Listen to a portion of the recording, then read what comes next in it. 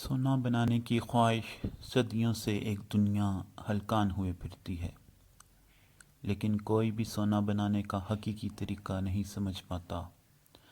اگر کوئی اس راز کو پا لیتا ہے تو کسی کو بیان نہیں کرتا، لیکن اللہ کے ایک بزرگ نے کیمیا گری کا فن سیکھنے میں عمر رائے گاں کرنے والے ایک ہندو کے مطالبے پر مریدین کے سامنے سونا بنا کر دکھا دیا۔ یہ حضرت عبداللہ شاہ لاہوری تھے، جن کا شمار اللہ تعالیٰ کے برگزیدہ بندوں میں ہوتا ہے۔ آپ کا مزار مبارک مزنگ لاہور میں واقع ہے۔ آپ بچوں کو درس قرآن دیا کرتے تھے۔ معروف ہے کہ آپ رحمۃ اللہ علیہ نے سونا بنانے کا طریقہ بیان کر کے ایک ہندو کو مسلمان کر دیا تھا۔ کتاب مدینۃ الاولیاء بزرگان لاہور میں آپ کے ایک شاگرد شیخ مراد بخش نے آپ کی اس کرامت کا واقعہ بیان کرتے ہوئے فرمایا ہے کہ ایک ہندو آپ کی خدمت میں حاضر ہوا اور کہنے لگا، مجھے علم کیمیا کی جستجو ہے اور میں نے کئی سال اس کام میں ضائع کر دیے ہیں، لیکن ابھی تک مجھے ذرا بر بھی کامیابی نہیں ہوئی۔ اب میرے دل میں یہ وہم پیدا ہو گیا ہے کہ پتہ نہیں حقیقت میں یہ علم ہے بھی یا نہیں۔ میں چاہتا ہوں کہ آپ اس معاملے میں میری مدد فرمائیں کہ کیا واقعی یہ علم ہے یا نہیں، تاکہ میں اپنا باقی وقت ضائع نہ کروں۔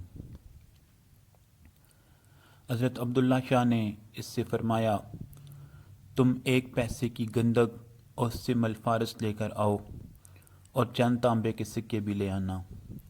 آپ کی یہ بات سن کر وہ ہندو بھاگا ہوا گیا اور یہ سب چیزیں لے کر فوراً ہی واپس آ گیا۔ شیخ مراد بخش بیان کرتے ہیں کہ جب وہ ہندو چیزیں لے کر آ گیا تو حضرت عبداللہ شاہ نے مجھ سے فرمایا، جس مٹی کے پیالے میں ہم کھانا کھاتے ہیں اسے لے آؤ اور تانبے کے سکے اس میں ڈال کر ان پر گندک اور سمل فارس ڈال دو۔ آپ کے فرمانے کے مطابق میں نے عمل کیا۔ اس کے بعد آپ نے فرمایا کہ اب ان میں کوئلے بھر کر آگ جلا دو۔ چنانچہ میں نے پیالے میں کوئلے بھر کر آگ لگا دی۔ تھوڑی دیر کے بعد حضرت عبداللہ شاہ نے تانبے کے سکے ایک چمٹے سے پکڑ کر آگ سے باہر نکالے اور زمین پر رکھ دیے۔ وہ سکے سرخ ہو چکے تھے۔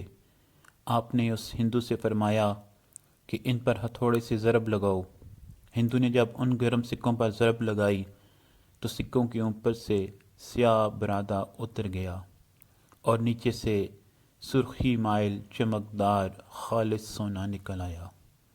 یہ دیکھ کر ہندو کی حیرت کی انتہا نہ رہی۔ اللہ تعالیٰ نے اسے راہ ہدایت پر گامزن ہونے کی توفیق عطا فرمائی۔